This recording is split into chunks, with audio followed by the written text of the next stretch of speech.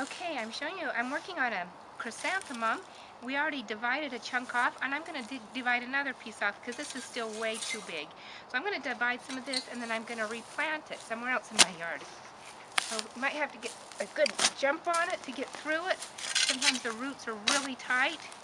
So I'm going to take this piece, and I'm going to go and I'm going to dig a hole. I'm going to replant this.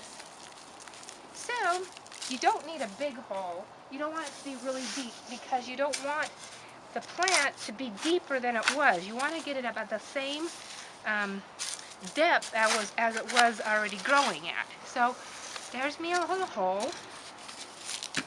And I'm just going to put this in here. I'm going to dump some water into the hole before I put the dirt around it. And then I'm just going to pack the dirt around it like that. And it'll do just fine. Now I'm doing this in the early spring. You want to do this when the plants are just small like this. If you let them get very big, if they were like this tall, and I tried doing this, then the plant is really going to struggle and probably die. So when you do it, when they're really small like this in the early spring, they'll move just fine.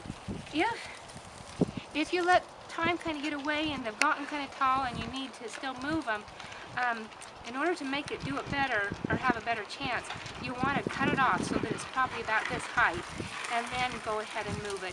If it gets droopy, if you see it drooping like it's going to die, you can just take a bucket like this and put it over the top of it, and it kind of makes a little greenhouse inside of there.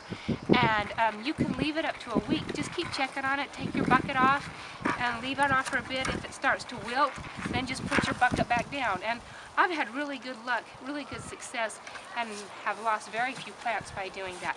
But like I say, in the early spring, like right now, this will be fine. It doesn't need to have anything on it.